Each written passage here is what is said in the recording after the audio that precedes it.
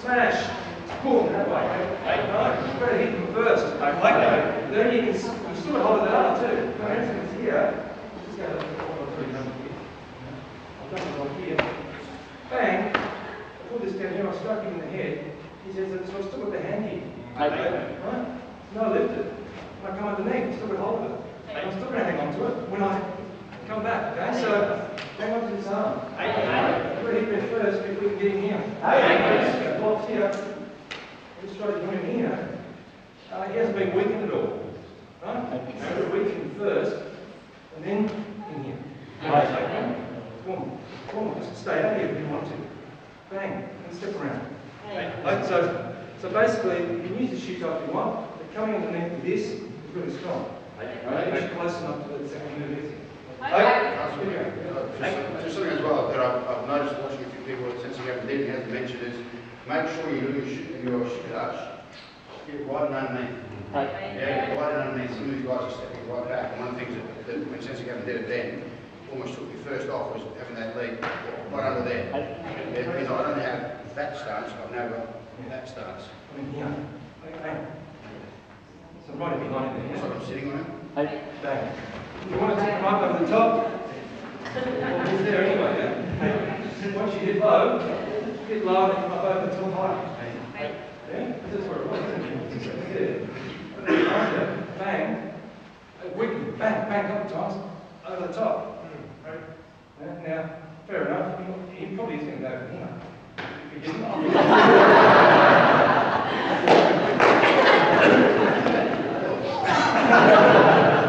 But you got him there over the leg, yeah? Smack, boom, right? Boom, right? You've got to get low, like you said. I always practice these in proper stances. I find myself when going, none of this is complete. And stances are good for breaking balance, yeah? I'm here. It's good for breaking. If I was a python striking, that's not the same. Get in line. It's easy for me to get. It's easy for me to do that. Even if I'm in here, if I stand up and try to push him down, it's not the same. Tenderize, and then long stands. Right? Use your long stance. Step long and use the leverage of the long stance, or the lowness of the low stance. Yeah. Every time you lift up a bit, you stand up a bit. You try to maneuver someone from the waist down before you're standing up. Then you down here to maneuver them. And if they're taller, you drop them down lower, break their balance. And then it's easier. Like when I step back around here, once Anthony starts going forward, it's easy for them to just keep swinging him around and landing on his face. Because he's already started going this way, that is easier. But let the stance sort of work. Don't muscle in the arm and muscle and try to shove it down. Go close and try to use technique. A few more seconds, let's go.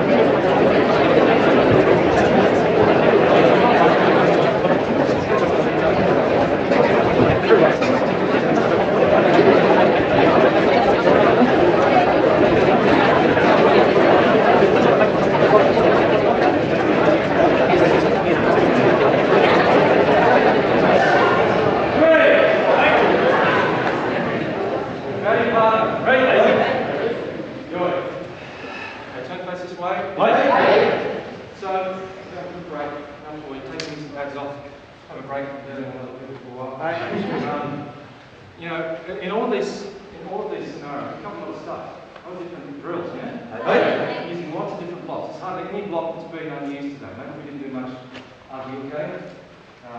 We did cup yuke, we've done shoot yuke, we've done mawashi yuke, we've done shuka yuke, we've done uchi yuke, we've done genabara a lot, we've done sota yuke, pretty much every block, and now towards the end, just a few work with some stances as well. You know, so we've covered a lot of the defensive techniques. There's lots more different combinations you can do, but they're just, we've done the attack drill and we've done the opposite. You know, there's the positive and negative coming together, right? So one counters the other. It's a good way to practice your drills. Now, with all of these, there's two things. There's the major operation, which is kind of getting the gross motor thing happening. The right foot moving at the right time, the hands kind of moving in the right direction and grabbing with the right hand and striking with the hand. That's the major operation. And that's what we're all getting quite well. Now you're going to work on the minor operation. The minor operation is just getting the stances right. The block coming in, the elbow in, the body positioning. Shaving off those milliseconds between seizure and counter-strike. You know, even that takedown at the end, a lot of you sort of, you know, you've got the block happening, and going to there, here, and then sort of trying to roll someone down. That's the major operation. You haven't got his arm and pushing here. But the minor is to be able to come up the inside. And just use the slide and down the elbow in on the right part of the arm. This is the minor operation. Minor points, if you want to call it that. So you start with the major operation first, which is usually what the hands are doing. Stage one. Stage two, major operations are the legs doing the right thing. They're moving the right way by stepping this way and trying to go back here. Economising my movement, that's the goal, is to refine. So there's not little movements for anything. It's just one pivot, one kick, whatever the case is. And then you've got your minors, which is your grabs, your elbows, your positioning, the distance you've moved off the line, the hand brake, the accuracy, all those little things, the parts of the arm you're using to leverage, the grabbing of the mawashi and the pulling in of the mawashi as you strike across, not just leaving it there.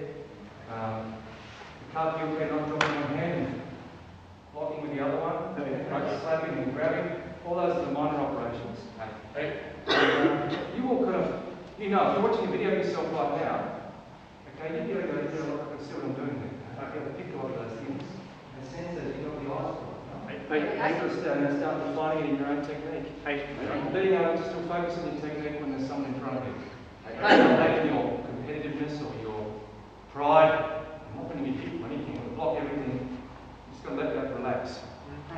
Otherwise, you'll just be falling back and using the same reflexes that you had when you started trying. You're going to learn new reflexes. You can teach yourself new patterns. You just got to let go of the ego and let go of the pride and just practice with a partner. Just try to do it the correct way, and after a while, let the technique do the work for you. Don't just empty your head of all that sort of stuff that might block you from just focusing on the technique. Good session. Put together. Great. Good. 5 minutes.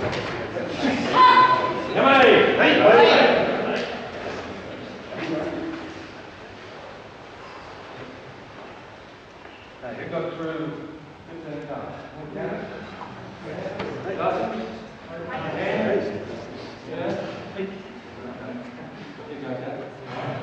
Right, so hopefully though you just spend some private time. I don't know how often you actually do that. I mean, obviously I recall senior classes, we work in the car, we in a group, go through count by count, practice own timing. But that's the sort of training you should just be doing at home. You've got time for senior class to get there early, just start doing car. Again, just get used to, I was saying to someone earlier about what distinguishes high grade colour from low grade colour. You can teach a blue belt or a green belt how to do separate. You know, and you can teach them how to do black belt. How to do it. It's not like you can't do it. It's just what stands a high grade cover apart from a low grade cover is the transition between moves. It's the way in which you flow between techniques, the economy of movement. How your body transitions from one to the next, how well it goes from a low deep stance up into a high stance. How well it sinks and how well it lifts up. It's like it's got hydraulics there and up. You're starting it, it's drop and shut and lift up, and everything's a bit stiff. So over time you just work on everything, like greasing the joints a little bit more. There's times when you've got to be hard and fast, hard's got to be explosive, that's true. But the more difference you can put between those explosive moves and the slower moves, the more character is in the card, more skill. Especially, not only the goju katas, but especially the goju-based katas. And for people who perhaps aren't aware of the difference, I mean, we've got both shotokan origin katas and goju origin katas in our curriculum. And they tend to buddy off each other. So we've got goju, which would be cipher, and basicized shotokan, and sandwich goju, and then empty shotokan, and then sansaru, goju, and then we've got another goju actually, which is sepai. Then we've got Hanketsudachi, shotokan, Kurumpa, goju, Hankudai, shotokan, Soshu, goju, Hakusho, shotokan, Seizan, goju, Soshin, shotokan. So what distinguishes one from the other in the simplest way of looking at them is if there's Shikudachina, it's a goju origin. If there's a Kibudachi or a Kakutsudachi, it's a shotokan. Now that's just a simple way of being able to talk to perhaps some of the newer people who haven't quite got the hang of differentiation. But goju obviously means hard soft.